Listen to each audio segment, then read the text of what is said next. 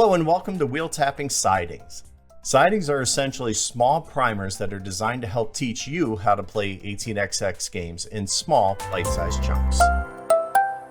In this episode, we're going to be covering stock rounds and essentially what happens during a stock round and how you are able to kind of get in and understand some of the key concepts of this before we actually start buying certificates, which we'll be covering in the next episode.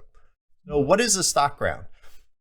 In 18xx, it's played over a series of stock rounds and operating rounds, the number of which can change depending on the type of game you're playing. Now, a stock round is essentially when you are going to have the opportunity as a player to spend your personal money to buy stocks in other companies and perhaps open other ventures themselves. So during a stock round, there are a few different ways that you can procure stock and you can sell stock. And there's three main methods. Number one is the buy sell, all right, in which case you may buy a stock and then you may sell a stock. We also have the sell buy, and that means that you may sell stock and then you may buy stock. And then we have what's called sell buy sell. And sell buy sell means that you can sell a stock, buy a stock, sell a stock. So that allows you to raise some funds, buy a stock, and then sell it right away.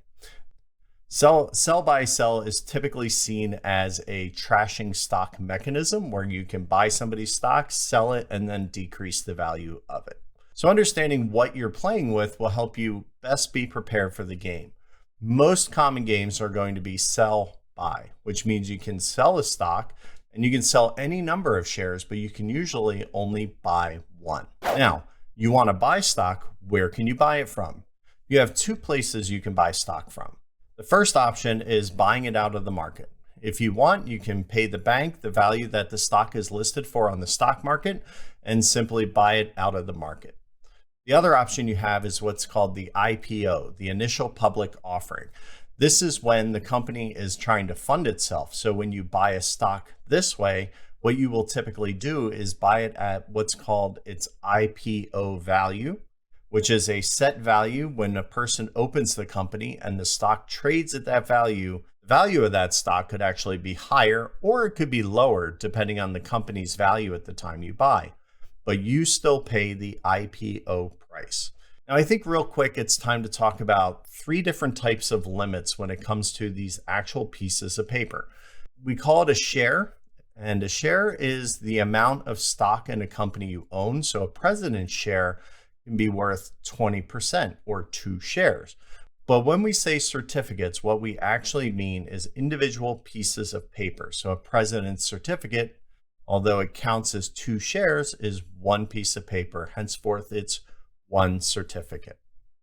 Okay? Now, the other thing to understand is that there are limits based on this, and it's typically based on player count and varies game by game.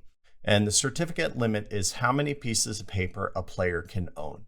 And that's in the total game and usually includes private pieces of paper as well. The other thing we have restrictions on is how much of a company you can actually own.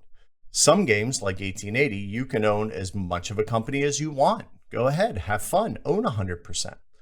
But typically you'll find a lot of games cap out at 50 or 60%. And what that means is you may only have a total value of 60% of ownership in that company.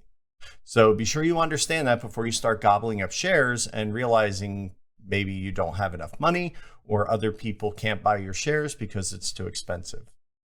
The last thing is sometimes there is a restriction on how many shares can be in a bank pool. And typically this is going to be 50% of a company or something thereabouts. And what that means is 50% ownership of that company, so 5 shares, cannot be exceeded in the bank market itself. This is to prevent somebody from, say, dumping a whole company onto the bank in the middle of a game. So be sure to check in the market before you decide to sell companies if there is enough room in that market to handle how many shares you're trying to sell. So I hope that helps understand a little bit about what's going on in the stock market, what shares are, and how they work. And we're going to definitely be covering some more stuff later on now that we're going to be entering our first stock round. So stay tuned for the next episode. Like, subscribe, do all the things. Please let your friends know. And hopefully we'll see you next time for Wheel Tapping Sidings.